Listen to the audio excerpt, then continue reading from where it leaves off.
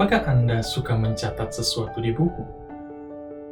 Tahukah Anda jika ada sebuah profesi yang disebut stenografer, yaitu mereka yang menggunakan proses penulisan tertentu untuk mencatat bagian ketika didiktekan oleh pihak lainnya.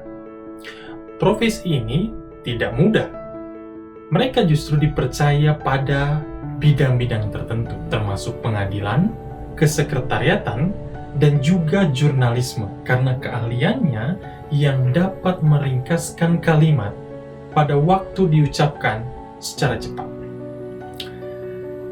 Ini mungkin berkaitan dengan judul pelajaran kita pada renungan pagi pulang ke rumah yang ditulis oleh Ellen White. Buku catatan-catatan di surga. Dan ini adalah judulnya. Bagaimana catatan di surga ini kita ketahui?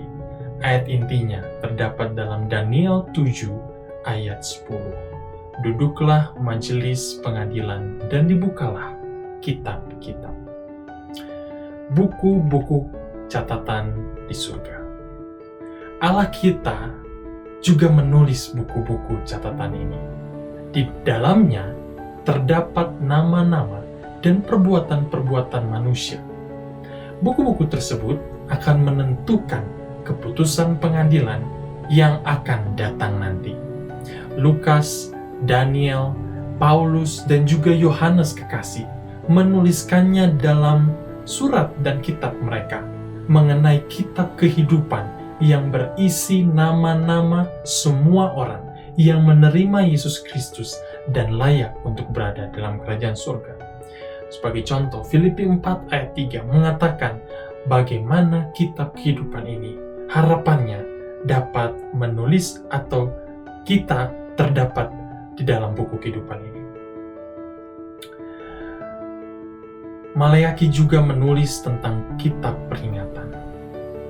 Kiranya nama kita tertulis di sana, karena kitab peringatan ini akan mencatat perbuatan-perbuatan baik. Tuhan mencatat dalam kitab peringatan ini perbuatan baik mereka yang takut akan Tuhan dan yang menghormati Tuhan.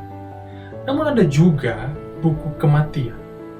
Buku kematian ini mencatat siapa saja yang menolak Yesus dan tidak ingin untuk hidup di dalam Yesus.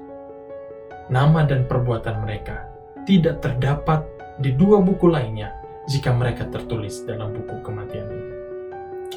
Lebih dari seorang stenografer, Allah Bapa kita tentu dengan rinci mencatat diri dan perbuatan kita demi transparansi sistem keselamatan yang dibentangkan kepada segenap alam semesta.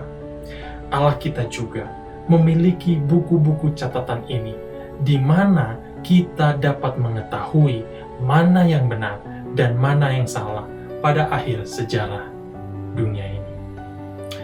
1 Petrus 4 ayat 17 juga mendukung dengan mengatakan saat ini telah tiba saatnya penghakiman dimulai dan pada rumah Allah sendiri yang pertama-tama dilakukan.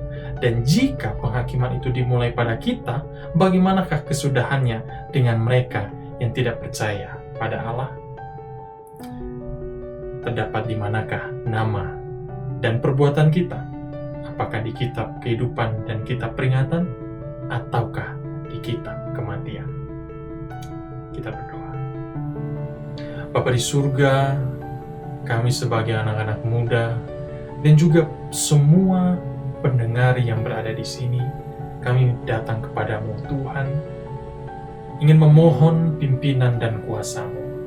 Ya Bapa, mampukan kami untuk dapat menghidupkan kehidupan yang telah Engkau karuniakan melalui Yesus Kristus, sehingga nama dan perbuatan kami akan terdapat di dalam kitab kehidupan dan kitab peringatan, dan kami dapat bersama dengan Yesus mulai sekarang hingga selama-lamanya. Tuhan kiranya menyertai para sobat muda dimanapun saja mereka berada. Ya Tuhan, terpuja nama-Mu. Dalam nama Yesus kami berdoa.